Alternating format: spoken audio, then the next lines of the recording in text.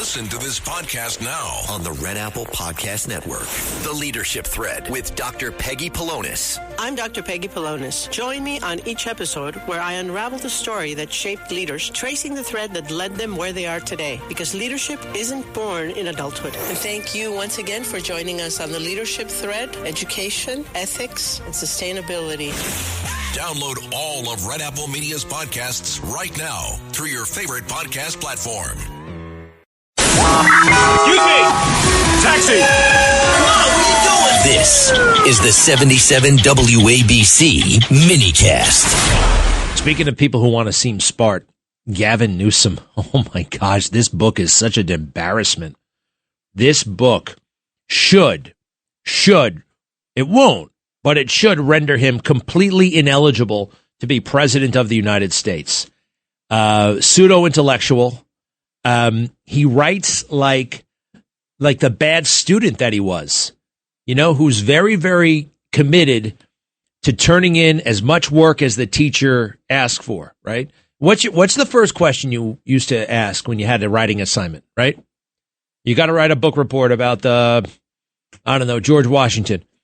This book on George Washington. What is the first thing that entered your mind when you found that out? All right, look, seriously, I'm the teacher. Hello, everybody. We all read the book on George Washington, right? Oops. Challenge number 1. Oops. No one's going to admit to not reading the book. Do they have Cliff Notes on this thing? And I would like a book report on Monday morning. Now, what question would you ask? What question immediately comes to mind? Anybody have any questions? I'll put my hand up. How long does it have to be? Ah, yes, it has to be 5 pages, which is possibly the worst advice. It has to be 2,000 words. That right there is the original sin of writing. Okay, because what does it do? It makes everybody use more words when fewer would do. Right? You can be efficient in the same. Instead, this guy just used way too many words, and he does it right here. Listen to this. This is Gavin Newsom writing his silly book. This is he starts right away in the prologue. While my father's physical presence remained episodic throughout my childhood, he became an intellectual and spiritual force for me as I got older. Huh? While my father's physical presence remained episodic throughout my childhood. Could you imagine anybody saying that to you?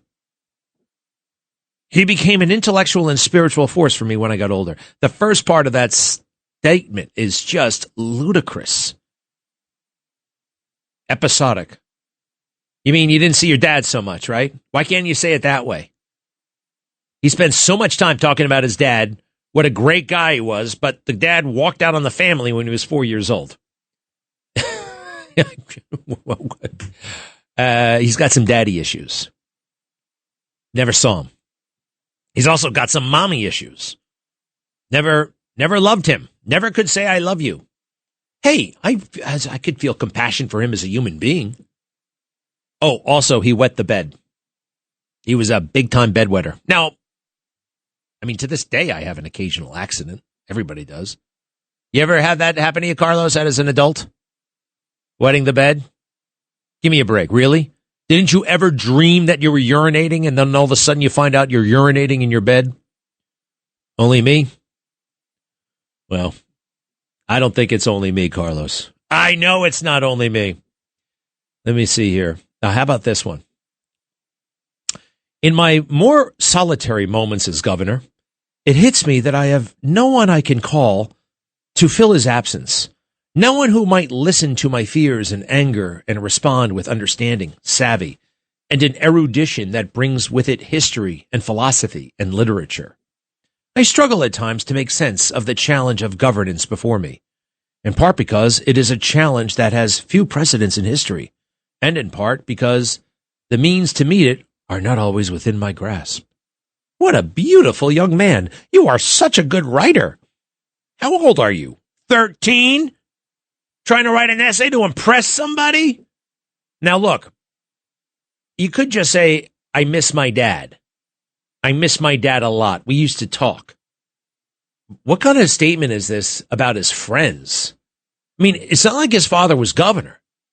It's not like his father had unique insight into being governor. And he's not even saying well, he has unique insight into me, Gavin. No. Listen to this. In my more solitary moments as governor, it hits me that I have no one I can call on to fill his absence. No one who might listen to my fears and anger and respond with understanding, savvy, and an erudition that brings with it history and philosophy and literature. You want to go make friends with a professor, for crying out loud. This guy is the governor of California, and he's lonely. He's lonely. They might notice that in my speeches and press conference, I sometimes weigh down my sentences with words like iterative and demonstrable and contextualized and foundational. When I was in my early 20s, I found a dictionary that was typographically friendly and studied it front to back. Typographically friendly. There's a typographically friendly book. I enjoy this newspaper so much. It's typographically friendly. Typographically friendly. All right. He wanted to command words that would show my facility with the English language. This was no doubt compensation for my peculiar wiring. Through hard work and persistence, I have overcome a lot of obstacles on the path to being a more confident public speaker.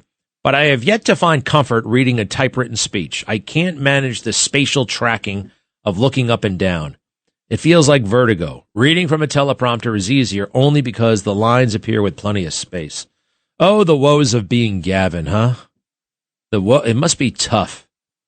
How about this one? His father leaves. It was not long after that my father divined a fork in the road, a career teaching literature to college students or practicing law.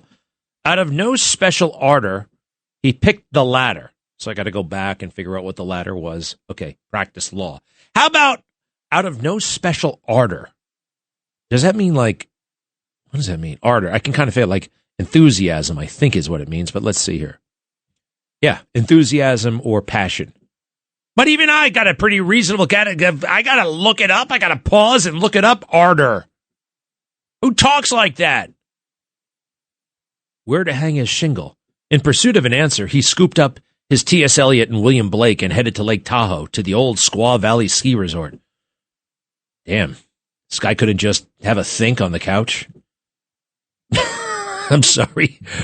As Earl, he goes down this discovery lane. I'm telling you, this book, if handled appropriately by me and my allies in conservative media, will totally remove this man as a potential presidential person. I think he's finished. Now, one thing he's not talking about here, and it's in a weird way, it's smart. He's safer and he's better off talking about his aunts and uncles that he never met, wasting our time and his time talking about his distant relatives who died before he was born, than talking about the state of California, what's really happening there, right?